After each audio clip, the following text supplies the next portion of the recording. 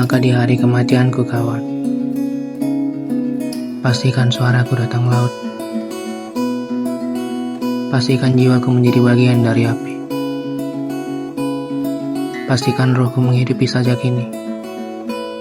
Biarkan kata-kataku meniupkan roh perlawanan ini.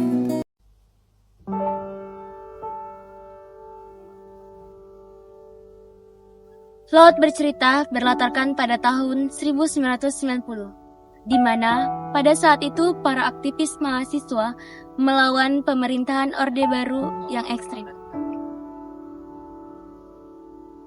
Laut bercerita terbagi menjadi dua bagian. Pada bagian pertama dijelaskan tentang sisi pandang dari biru laut, dan bagian kedua dijelaskan tentang sudut pandang dari Asmara Jati, yaitu adiknya laut. Pada bagian pertama, menceritakan tentang sudut pandang biru laut. Siapa sih itu biru laut? Biru laut adalah mahasiswa Universitas Gadjah Mada yang berkuliah di jurusan Sastra Inggris. Ia bergabung di organisasi aktivis mahasiswa Wirasena dan Winatra yang diperkenalkan oleh Kinan, seorang wanita yang penuh semangat dan memiliki sifat seperti adiknya, Asmara Jati. Pada tahun 1993, mereka mengadakan diskusi Gwangju. Namun diskusi tersebut tidak berjalan dengan lancar lantaran para intel menyergap mereka di tempat perkumpulan mereka di Pelem Kecut. Penyergapan tersebut dikarenakan mereka sering melakukan aksi meminta keadilan seperti aksi Ngawi yang berhasil merebut tanah para pemilik warga yang ingin diambil alih oleh perusahaan. Namun tidak semua perlawanan mereka membawakan hasil yang baik. Kecurigaan muncul dalam Wirasena dan Winatra. Mereka curiga ada seorang mata-mata dikarenakan ia selalu saja lolos saat ada penangkapan. Orang tersebut adalah Naratama.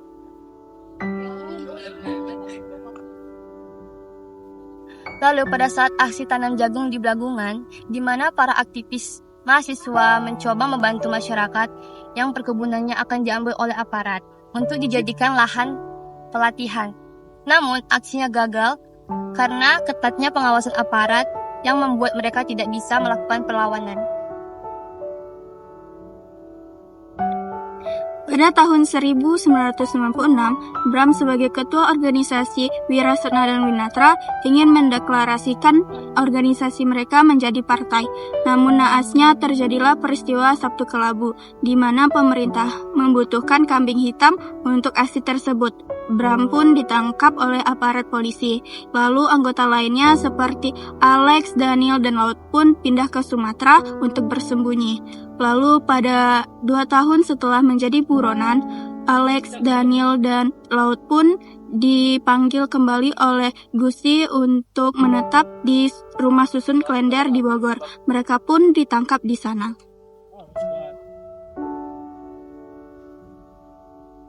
Laut dan yang lainnya disiksa dengan cara yang menggenaskan. Mereka dipukul, ditendang, disetrum, bahkan mereka dipaksa untuk berbaring di balok yang penuh dengan es. Penyiksaan itu terus-menerus berlanjut. Mereka akan diobati sampai sembuh, lalu akan disiksa kembali. Di markas tempat mereka diculik, terkuaklah bahwa selama ini yang berkhianat adalah Gusti. Mereka semua tidak menyangka akan hal itu. Setelah 2 minggu penyiksaan tersebut, biru laut dibawa ke laut dan ditenggelamkan ke laut dengan kaki yang penuh dengan rantai. Disitulah akhir laut. Matilah engkau mati, maka kau akan dilahirkan kembali. Pada bagian kedua, mengungkap sudut pandang Asmara Jati, nantinya Laut, setelah Presiden Soeharto mengundurkan diri dari jabatan, pada tanggal 23 April 1998, Daniel dan Alex dipulangkan dari markas tempat penculikan. Para aktivis ditutup, dan para aktivis diberhentikan oleh aparat pada saat itu. Namun, tidak semua para aktivis dikembalikan. Terdapat 13 aktivis mahasiswa yang entah di mana dan bagaimana kondisinya. Lalu dibentuk komisi orang hilang yang termasuk mereka dan termasuk Laut. Namun tahun baru di tahun, tidak ada sama sekali kabar tentang mereka. Pada tahun 2000 di Pulau Seribu, para warga menemukan tulang manusia, Asmara, Alex, dan relawan lainnya pergi ke sana untuk mencari Laut dan para aktivis lainnya. Namun, usaha mereka gagal, tahun pun terus berlalu.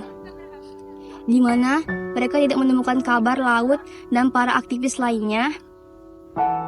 Pada tahun 2007, di negara istana orang tua, kekasih, teman, dan relawan berdiri mengenakan baju hitam meminta pemerintah untuk memulangkan para aktivis 1998. Nilai-nilai yang terkandung dalam novel Laut Bercerita adalah Nilai politik dalam novel ini yaitu betapa sulitnya dan susahnya menyalurkan pendapat pada masa Orde Baru karena masih dihantui oleh PKI. Nilai pendidikannya yaitu para tokoh di dalam novel ini sangat gemar membaca dan akan berdiskusi mengenai buku yang mereka baca. Nilai sosialnya adalah ketika mereka mempertahankan lahan warga yang ingin diambil oleh aparat. Nilai moralnya ketika Laut dan aktivis lainnya berani memperjuangkan keadilan untuk kehidupan yang lebih bebas.